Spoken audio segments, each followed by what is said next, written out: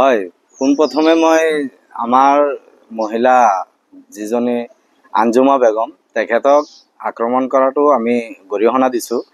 কিন্তু দুৰ্ভাগ্যৰ বিষয় যে তথাকথিত এজিপি সভানেত্ৰী বুলি কৈ আছে যিজনীয়ে, তেখেত এজিপিৰ সভানেত্ৰী হয় নে নহয় আমি অসম গণ পৰিষদৰ জিলা সভাপতিলৈ আমি ইতিমধ্যে আমি এপ্লিকেশ্যন কৰিছোঁ, চিঠি দিছোঁ আৰু সমষ্টি সভাপতিলৈও আমি লিখিছোঁ যে প্ৰথমে তেওঁলোকে আমাক স্পষ্টীকৰণ দিয়ক যে আঞ্জুমা বেগম অসম গণ পৰিষদৰ চামগুৰি সমষ্টিৰ সভানেত্ৰী, মহিলা সমিতিৰ সভানেত্ৰী হয় নে নহয়।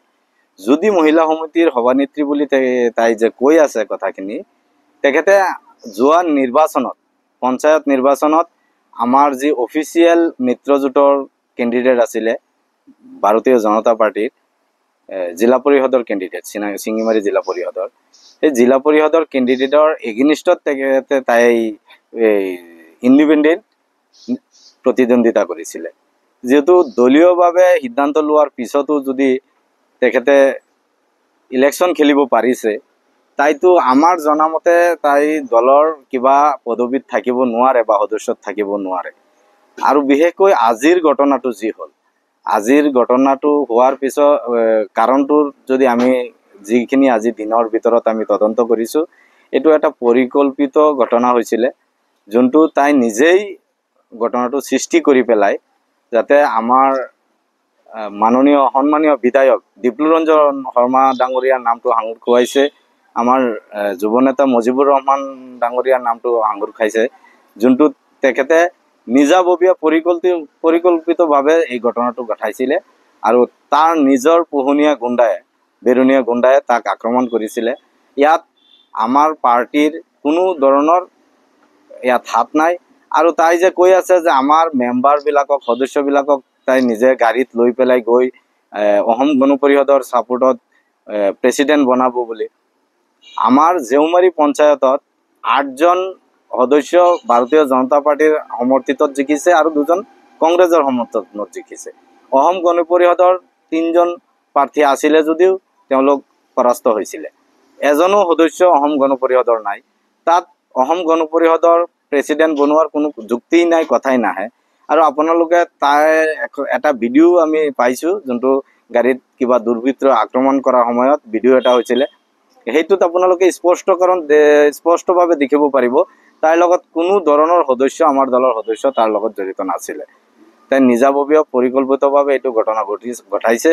আৰু আমি আপোনালোকৰ মাধ্যমেৰে আমি সকীয়াই দিব বিচাৰিছোঁ যে আপুনি চামগুৰি সমষ্টিত আহি পেলাই এনেকৈ নিকৃষ্টমানৰ ৰাজনীতি নকৰিব আৰু আমাৰ সন্মানীয় বিধায়ক মহোদয়ৰ নাম আপোনাৰ মুখেৰে যাতে আৰু দ্বিতীয়বাৰ উচ্চাৰণ নহয়, আমি এইটোৰ বাবে আপোনাক সকীয়াই দিছোঁ। আঞ্জুমা বেগম, আপুনি মুজিবুৰ ৰহমান বা আমাৰ নিচিনা নেতাক যি কয় আপুনি ক'ব পাৰে, কিন্তু আমাৰ আদৰ্শৱান নেতা ডিপ্লুৰঞ্জন শৰ্মা ডাঙৰীয়াৰ বিৰুদ্ধে আপুনি মুখ নুখুলিব।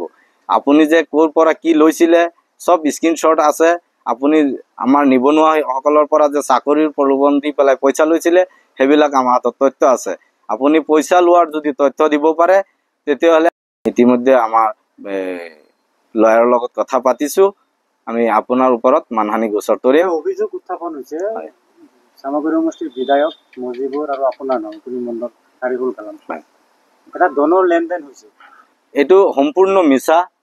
ধনৰ লেনদেন, আমাৰ ইমান আদৰ্শৱান নেতা, চামগুৰি সমষ্টিৰ নেতা পাইছোঁ মাননীয় ডিপ্লুৰঞ্জন শৰ্মা ডাঙৰীয়া, তেখেতৰ ওপৰত যে আজি টাৰ্গেট কৰিছে, ইমান দিন বেলেগ বেলেগ নেতাৰ ওপৰত টাৰ্গেট কৰিছিলে, তেওঁ চাইছে যে বেলেগৰ লগত টাৰ্গেট কৰি পেলাই তাৰ নামটো পপুলাৰ নহয়, সি জনপ্ৰিয়তা অৰ্জন কৰিব পৰা নাই।